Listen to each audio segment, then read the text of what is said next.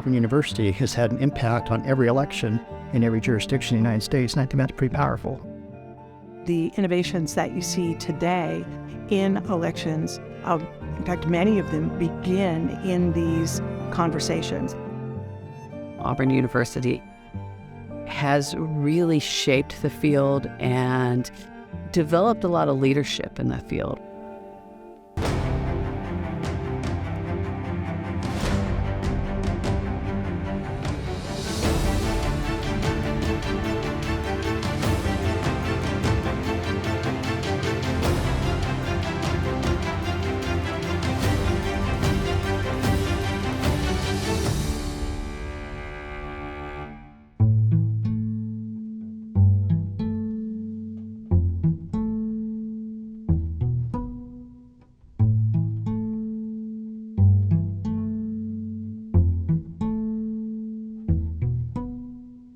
I think it's fair to say that 40 years ago, there was no profession.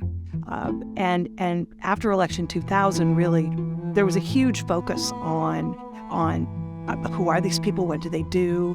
Do they make mistakes? Where do they come from? Are they political? All of those kinds of things. And how do they learn how to do their jobs? Because the jobs are tremendously different around the country. Election in turmoil, a presidency in the balance, a nation waits.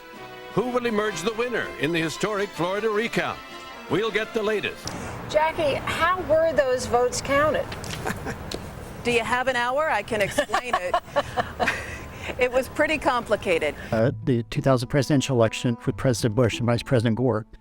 And in that, of course, it didn't end on Election Day, and it went up till about December 17th when the Supreme Court, basically, and looking at the law of Florida, because Florida had the last set of electors that was coming through, basically said this just has to end. There's no way that you can count the votes fairly in Florida in order to make sure that there's no 14th Amendment violation, Equal Protection Clause, so what it's worth, where you have similarly situated people being treated differently. In Florida, you had a bunch of bad votes. You had people that had voted too many times. Okay, maybe I voted for Gore and for Bush and for whomever else. Then you had people that didn't vote clearly, okay, because of the punch card. It didn't quite go all the way through. So you have two sets of bad votes, and all of them were tossed out.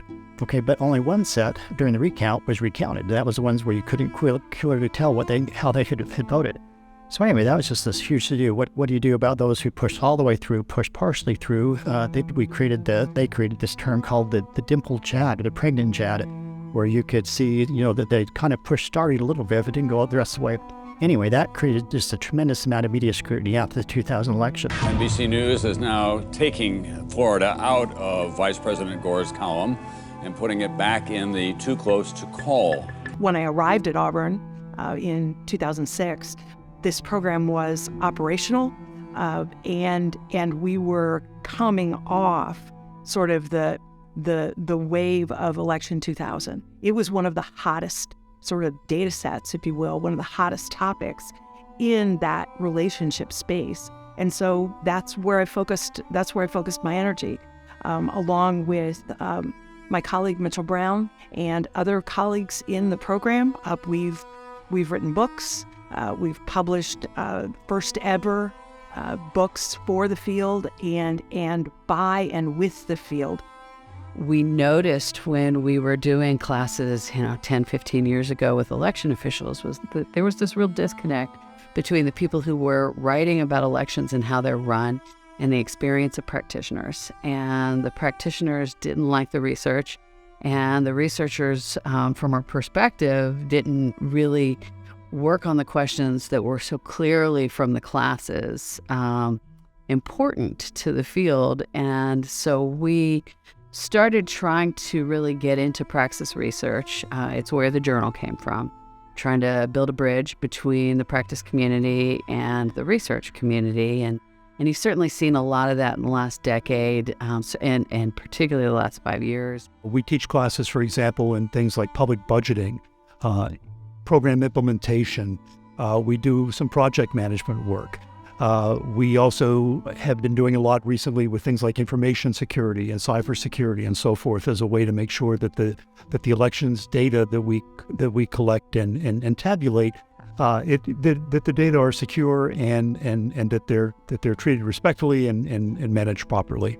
My main facets of research is in political parties and party conflict, which used to be pretty divorced from election administration and election research, but the intersection of those things has gotten bigger and bigger over time. So a lot of the conversations I get to facilitate in the training program are about how administrators get to understand not just doing their jobs well, but also like it's really helpful to be able to have those conversations that remind them that like it's not just another job. It's a job that needs to be done well. It's a job that has a lot of rules, but it's also a job, especially in the last 5 or 10 years, that has a ton of politics around it, and helping them sort of see the politics that exists and have a framework for working through that has been, I like to think, helpful as a way to orient them to the sort of the larger environment around the places in which they do their jobs. I approach it as they are the experts, and I've tried to make and facilitate conditions where they can problem solve and exchange ideas, exchange best practices, because the answers that for the questions they have are going to come from one another.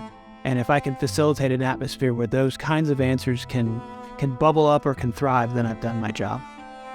I would definitely say that the work our faculty do contributes to more efficient and more effective election operations. The best ideas are in the space that we're working in. Election administrators know that when they come to Auburn and they're dealing with Auburn faculty, that they are getting some of the best training in the world. There's probably not an election jurisdiction in the United States that's not been touched by this program.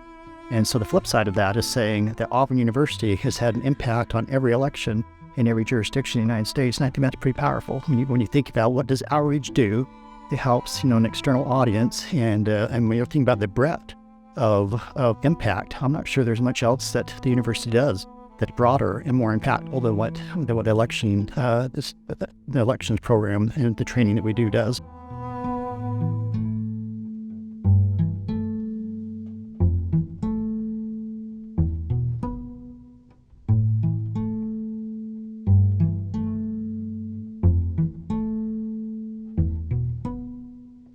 One of the things that I have a lot of experience in is being an international election observer. Election observers are volunteers. They can be domestic from the country where the election is being held. They can be international, someone like me going in and participating as part of a team of people. The core of my research is basically about the role of the nonprofit sector or the civil society sector in developing countries, particularly in Africa. So what is the role of the civil society sector in helping to promote democracy and sustainable development?